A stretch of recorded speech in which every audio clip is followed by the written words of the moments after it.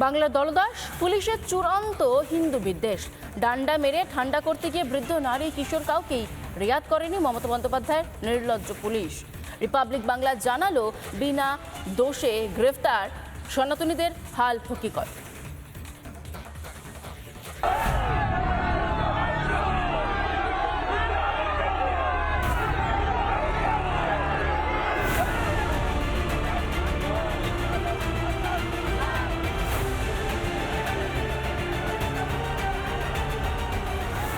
মমতা বন্দ্যোপাধ্যায়ের অপদার্থ পুলিশের গাজোয়ারি দেখেছে গোটা বাংলা। সারা শহর সারা রাজ্য উৎসবের মেজাজে রয়েছে, ফেস্টিভ মুডে রয়েছে, কিন্তু এই মুহূর্তে হিন্দু সনাতনীরা তারা জেল খাটছেন, প্রতিবাদ করতে গিয়ে, আন্দোলন করতে গিয়ে জেল খাটছেন। দলদাস পুলিশ যে কতটা অমানবিক তারই মুখোশ খুলল গ্রেফতার সনাতনীদের পরিবার। রিপাবলিক বাংলার প্রতিনিধির কাছে কি বললেন পরিবারের সদস্যরা, শুনুন। 1টা থেকে 1:15 মধ্যে রাত্রি, তখন আমি জানলাম কোঅপারেট করছে। বলছে আমি জানি না পুলিশ, আপনি আমার হেল্প করতে পারবেন না, ব্যর্থ হচ্ছে আমার গভর্নমেন্ট হেল্প করার জন্য, আপনি কিছু হেল্প করছেন না। ও লাস্টে তো রিকোয়েস্ট করার পর বলেছে কি আপনাকে লালবেড়া থানা গিয়েছে।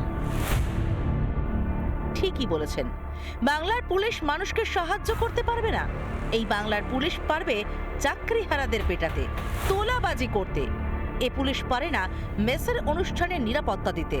পুলিশ পারে পুলিশ মন্ত্রীকে তোয়াজ করতে। নির্লজ্জ পুলিশের আরও কীর্তি আছে, শুনুন তাহলে। ইনহেলার নেন, উনি প্রচন্ড অসুস্থ। স্বামী বা হাজবেন্ড ওষুধ নেয় তো? ওষুধ ডেলি ওষুধ নেয়, মানে একদিন ওষুধ না খেলে তার অসুবিধা। এই 2 দিন 3 দিন একদম ওষুধ পাননি। পুলিশের কি তার বাড়িতে কি মা বাবা নেই? তার বাড়িতে কি এরকম বয়স্ক লোক নেই যে কাকে মারছি আমি, কাকে ধরছি, একবার তাদের দিকে তাকিয়ে দেখলো না?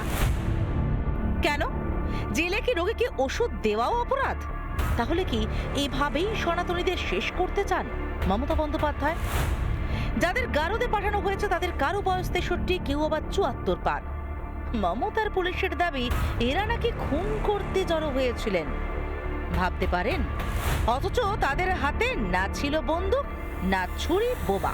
যেভাবে সাধু সন্ন্যাসীদের উপর লাঠিচার্জ হয়েছে, ইন্দিরা গান্ধী একসময় করিয়েছিলেন এইভাবে লাঠিচার্জ করতে, সেই ইন্দিরা গান্ধীর কিন্তু পতন হয়েছিল, তাকে হাঁটতে হয়েছিল, জেল যাত্রা হয়েছিল।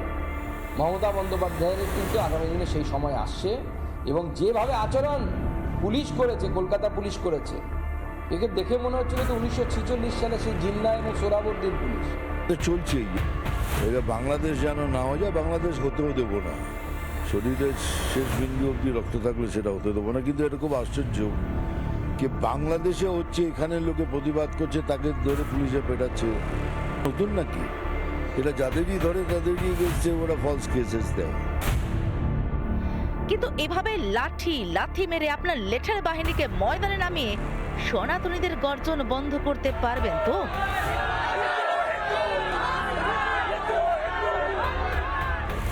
আপনি হয়তো জানেন না ম্যাডাম, সেই দিন আর নেই যখন এককালে চড় মারলে আর এক গাল বাড়িয়ে দেওয়া হতো। এখন প্রত্যাঘাতের সময়, কারণ হিন্দুরা একজোট হচ্ছে, হিন্দুরা জাগছে। রিপাবলিক বাংলা। নানা ধরনের কন্টেন্ট দেখার জন্য লাইক করুন, শেয়ার করুন আমাদের ফেসবুক পেজ, সাবস্ক্রাইব করুন আমাদের ইউটিউব চ্যানেল। পাশাপাশি অন্যান্য ব্রেকিং নিউজের জন্য অবশ্যই চোখ রাখুন রিপাবলিক বাংলায়।